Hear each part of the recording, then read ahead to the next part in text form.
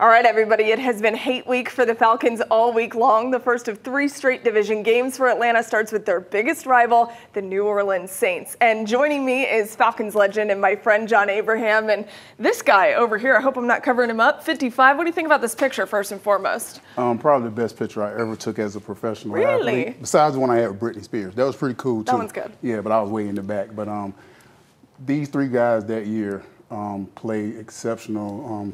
Bringing back these outfits was totally something that would always change my life because of, you know, being a part of the history of the Falcons. So it was a great moment. Yeah, they're bringing the red helmets out on Sunday. You can't lose in that helmet, right? You don't supposed to. You don't supposed to. It's supposed to be a little kryptonite type thing for the Saints. Yeah, I mean, look, I'm sorry, the Aints. I over-talked. I'm sorry. I'm tripping. It's hate week. Yeah, I apologize. You already called them the Aints this past Sunday. Let's keep it rolling into that. Take me inside the rivalry. It is a long, historic rivalry in the NFL and something that you guys and everybody else here in the A gets up for. Why is it such a hated rivalry? I got to talk to y'all about this. If anybody in here knows the Saints, or and if you think about anybody who's a Saint fan, or you're somebody that lives in Atlanta, or even if you're from another state, I don't care, as long as you're an Atlanta fan, everybody has a story about an Ain't that bothers them. Everybody. I have so many stories I don't want to play. Just know it's hate week and let's hate. I'm not trying to get personal. I won't say exactly why, but if you're a Falcons fan, hate. Okay? That's all I'm asking. You know what's funny is you told me one time that you didn't talk a lot of trash on the field just because you kind of let your play speak for itself. But did you notice that kind of ramps up during Saints week?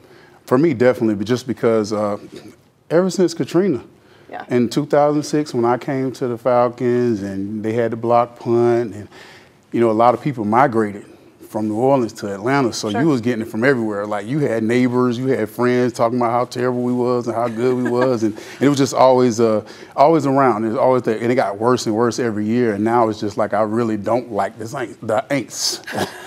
Let's be very clear. Yes, the Aints, according to John. Yes. Okay, let's get into the nitty-gritty here really quickly. Both teams will be without their starting centers this week. Not good for either one of them. Pro Bowler Eric McCoy on injured reserve for New Orleans, and then Drew Dahlman, of course, on injured reserve for the Falcons.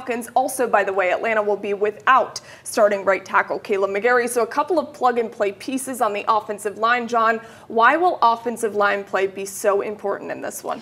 I didn't see it being a real problem for us last week with the Falcons. I think the guys that came in and they pretty much didn't miss a beat. At the end of the fourth quarter, we actually played better than we did the whole game. So I can't see anything big with the Falcons. Watching the Saints, they're coming off a bad loss. Yeah. I mean, everybody knows, but we're coming off a bad loss also. So I think both teams, and for the guys that are playing now, they're getting an opportunity to show other teams. You might not be a starter here, but you're showing what kind of player you can be and how you can impact a team. So that's the most important thing for those guys, and then it'll keep it moving for the rest of the season. And not to mention, this is the first of, as we said, 3 straight divisional matchups, so it's nice to set the tone if you're Atlanta in that instance. Let's talk about Alvin Kamara, because even Coach Raheem Morris didn't want to say his name. He's questionable for this matchup, but if he plays, what makes him so difficult to defend? Well, I can say with the Falcons, they've actually been good with him. He only had a 100-yard game and the whole time he's ever played against him. He's averaging 60 yards of rushing. So the big thing for him is just trying not to get him started. I guess the 2 games prior to the last game they played, he played exceptional, and he was doing what he had to do, you know, on the ground, in the air. So, like I said, we've kind of been his little bit of his kryptonite, and I think we've always prepared for him well, and I think that's exactly what they got to do this week. I think guys like Alvin Kamara, Caden Ellis, they really going to have to stand up this week and show them what kind of offense the Saints have, and show them what kind of, I guess, for me personally, you got to put that pressure on everybody else to play. This is my ex-team. I want to show, I want to do this, I want to do this. These are guys that are going to have to make big plays, not just the names that we talk about all the time. Exactly why he pointed out David Onyemata and Caden Ellis, 2 former guys of the New Orleans Saints. There's a lot of those faces within the Falcons organization, and Kirk Cousins, he credited his defense for keeping them in ball games so far, and they have played pretty well up to heading into Sunday. Let's see what they can do on Sunday. What are you looking for from the Falcons defense? I'm looking for the defense and the offense, 3rd downs. Pretty much getting them off the field and I guess the offensive unit staying on the field. Yeah. The best defense is a good offense. The best offense is a good defense. So you got to work together. The offense staying on the field on 3rd down. Hopefully they can flip-flop the time of possession in this game. I think last week New Orleans didn't play well. They didn't do good with time of possession.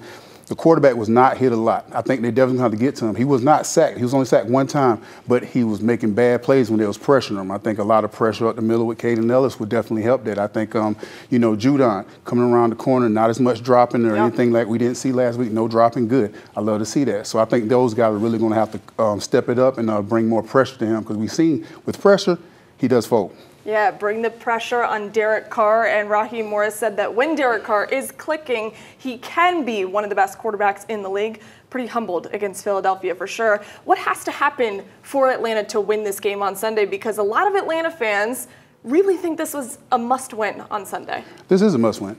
I mean, just be honest. If you're really want to see a season progress, okay. First 3 games, we ain't worrying about it. You know, they're not in the NFC South. It's nothing that you can't overcome, within the year.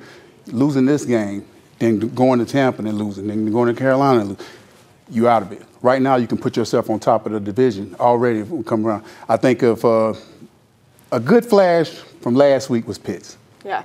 I mean, that explosive play, what you're talking about? Yes. Yeah. They gave up 170 yards to a tight end from Philly.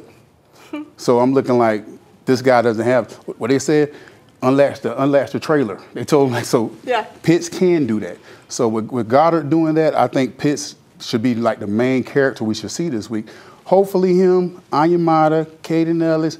I'm not going to say Justin Smith, and I'm not going to say Jesse Bates, because they're always there. We can't keep talking about the same guys and expecting them to, always show up. It's time for those guys to create fumbles, create turnovers. If we want to be a great team, you got to create turnovers, and then the offense will have more times to get in third downs and hopefully complete some third downs for us. Third down is a huge one. They've only converted 6 of those so far, and hopefully on Sunday they get a win. You think they're going to do it? I think so. I think they're obviously the best team. I think the first 2 games for the Saints were flukes. The Aints, dropped the S again, I'm sorry. I think they were kind of flukes. We saw what kind of team they was against Philly, and we saw I guess all the little air from the beginning is done now. Now it's time for the Falcons to finally, all the practice is over. Y'all preseason games over. Those 3 games are done. Now it's time. The preseason game is done. Now it's time for the season to start. Yeah, NFC South division play is huge, and it's so critical starting on Sunday. John, thank you. We will be tuning in for everything that happens with the Dirty Birds come Sunday.